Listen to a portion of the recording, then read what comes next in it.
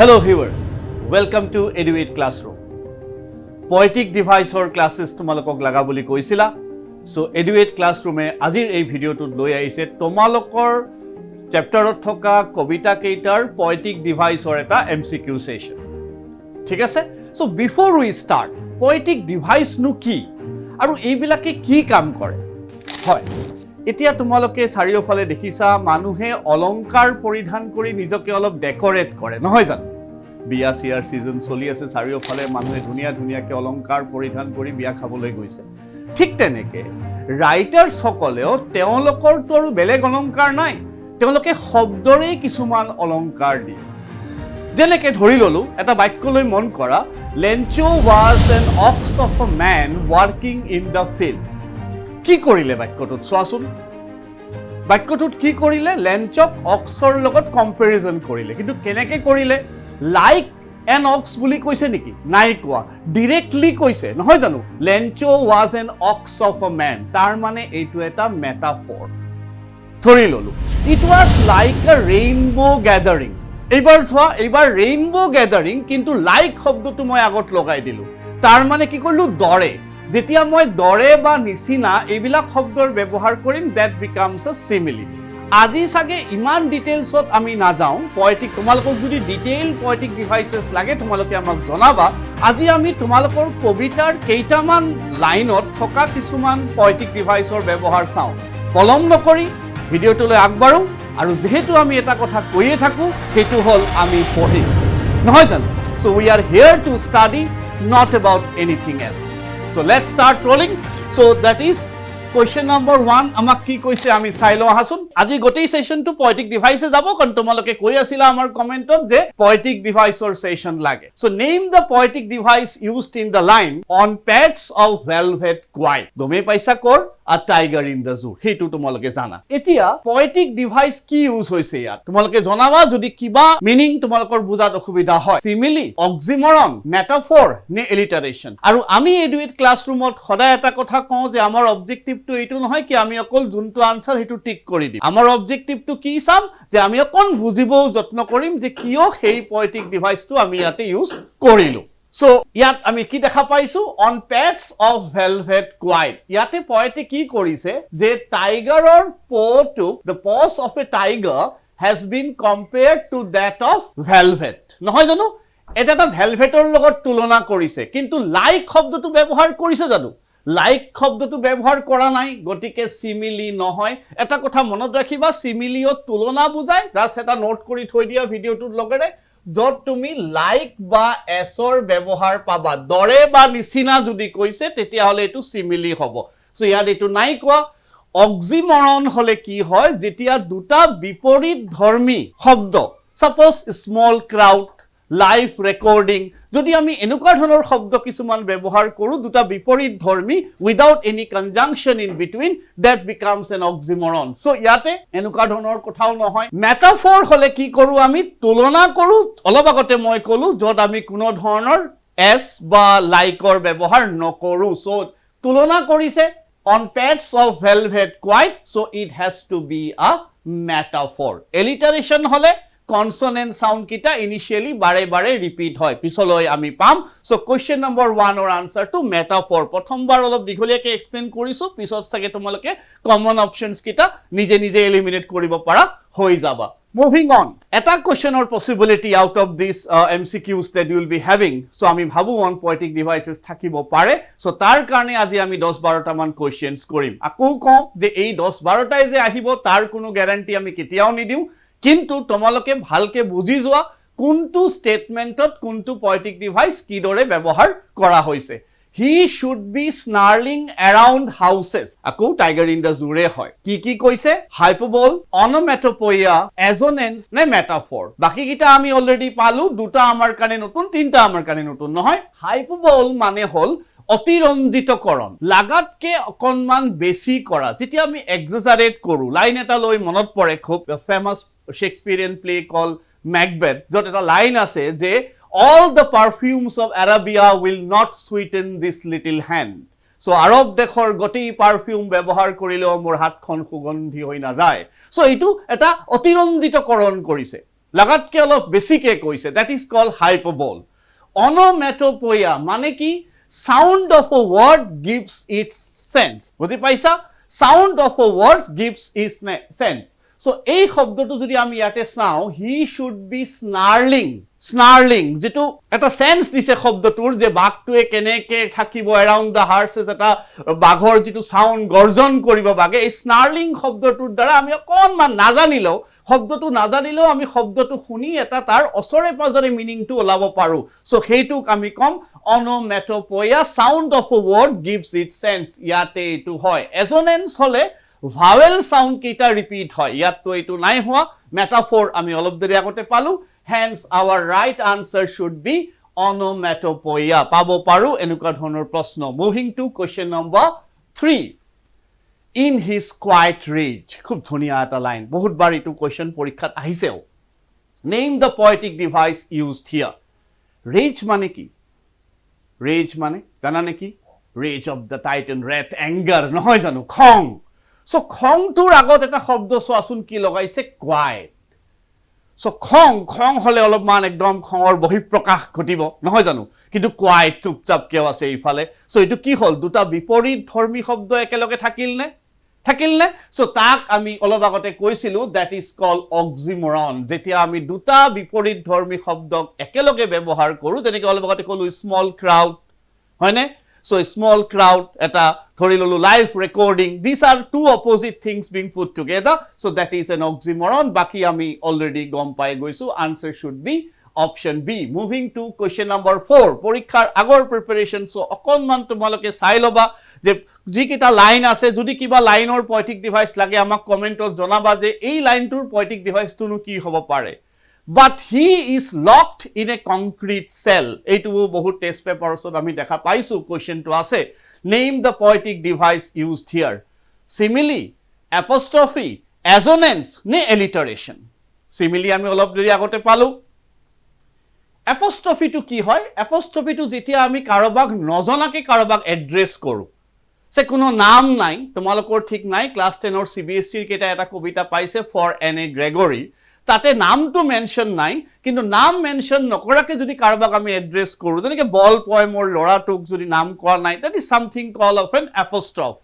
So ইয়াতে বাৰু হেতু নহয়, he is locked in a concrete cell. like বা s নাই, গতিকে সিমিলি হ'ব নোৱাৰে। এজনেন্স হ'ব পাৰে নেকি বাৰু? চোৱাচোন ভাৱেল সাউন্ডটো বাৰে বাৰে ৰিপিট হৈছে নে?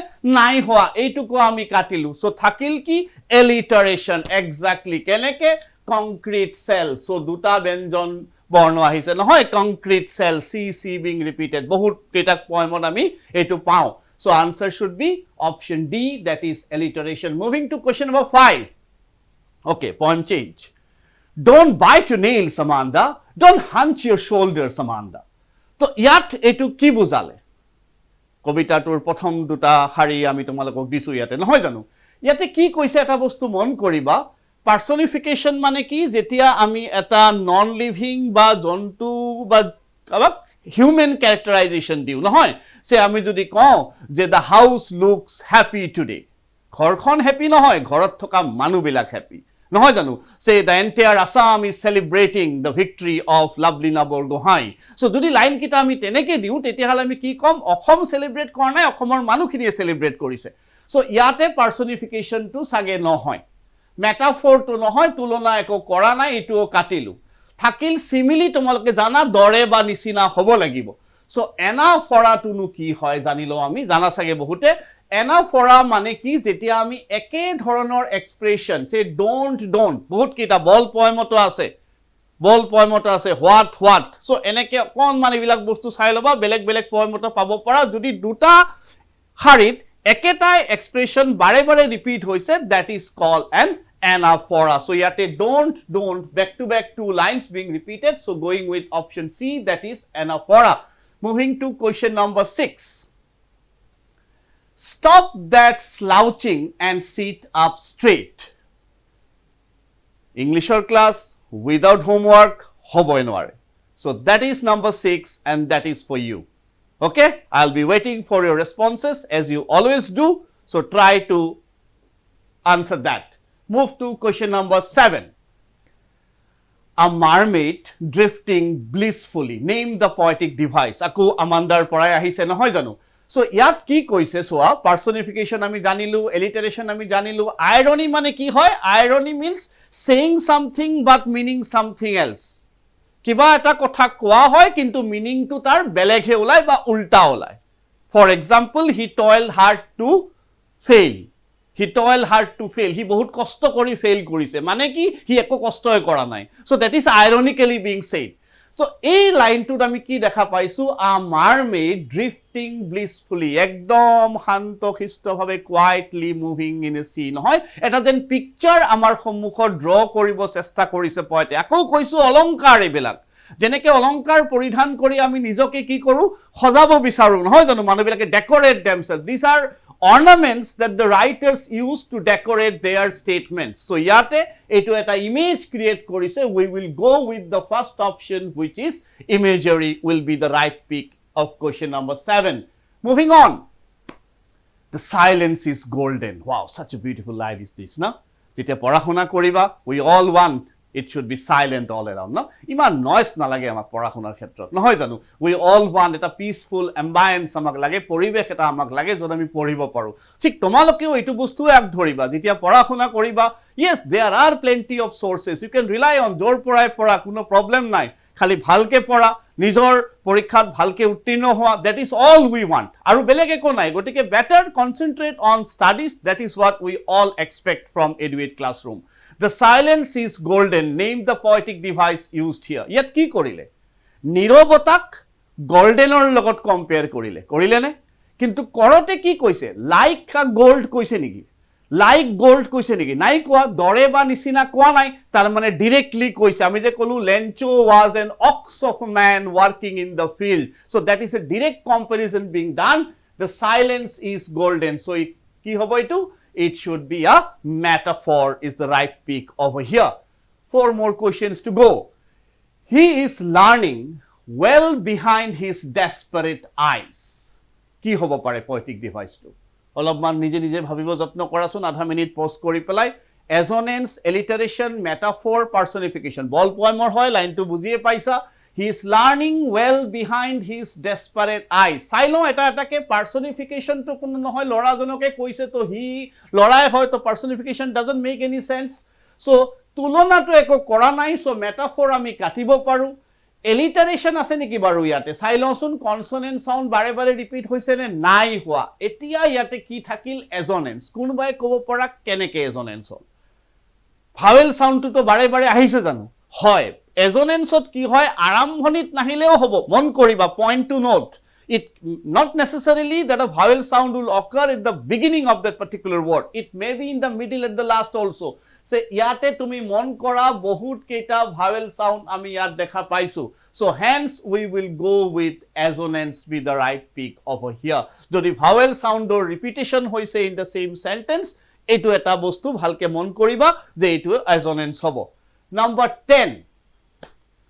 And the little yellow dog was sharp as mustard. Yeah, little yellow dog kuntu kobita the tale of Castor the dragon nohoy janu so the little yellow dog was sharp as mustard ki hol eibar buji pai gola I think expert hoi goisa poetic device or problem nai sharp as mustard yate ki koise word to ami paisu that is tulona korise as ba like or ব্যবহার korile no need to worry about it it has to be what it has to be a simile baki kita ami sob paisu eitu sage amar kane nutun hol what is allusion allusion mane ki jetia ami reference diu belek kiba literary character or ba historical figure or say for example ei kobita tute ase Percival ba Amanda poem tut ase I am Rapunzel সেইবিলাক এটা illusion হয় ৰেপুনজেল এটা German ফেয়াৰি টেল character এই যে দীঘল চুলি কসা দুৰ্গৰ ওপৰত থাকিছিল ন গল্পবিলাক সৰুতে পঢ়িছা বা পয়েমটো তোমালোকে জানাই so that Rapunzelৰ যেটো ৰেফাৰেন্স দিছে that is what